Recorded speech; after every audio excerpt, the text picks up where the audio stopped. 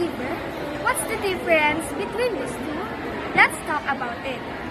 A caregiver is a family member or a paid helper who regularly looks after a child or a sick, elderly, or a disabled person.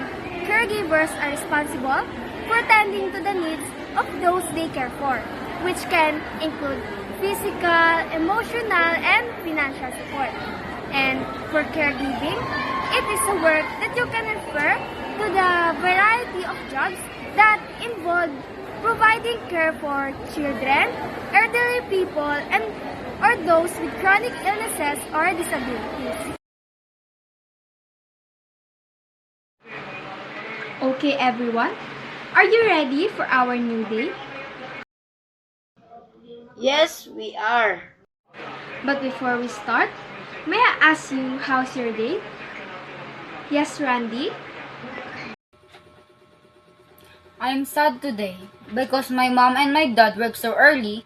I don't get to see them and bond with them. But it's okay.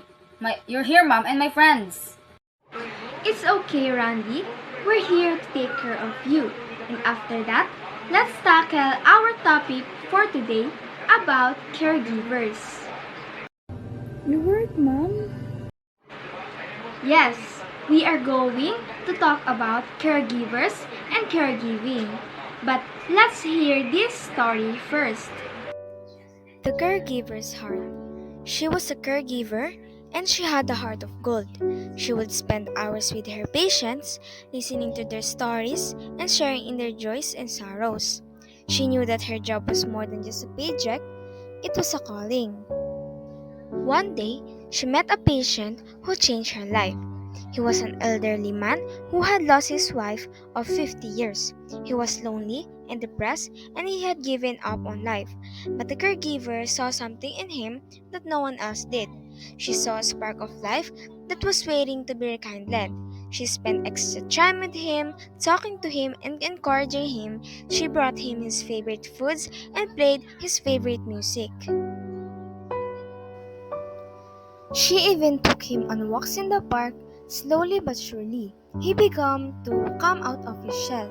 Over time, the caregiver and the patient became close friends. They would laugh together and joke together, and they would share their hopes and dreams. The caregiver had given him a reason to live again, and he was grateful for her kindness. When the patient passed away, the caregiver was heartbroken. But she knew that she had made a difference in his life. She had shown him that he was loved and that he was not alone, and that was all that mattered. The caregiver's heart was full of love, and she knew that she would continue to make difference in the lives of others. Can someone tell me what is the moral of the story? Yes, Josh? I think the moral of the story is that small acts of kindness can make a big difference in someone's life. The caregiver's compassion and dedication to her patient brought him out of his depression and gave him a reason to live again. Even though he passed away, she knew that she had made a difference in his life, and that was all that mattered. Very good, Josh. Thank you for sharing for what have you learned in the story. But always remember that it is just not taking care of the elders but taking care of everyone.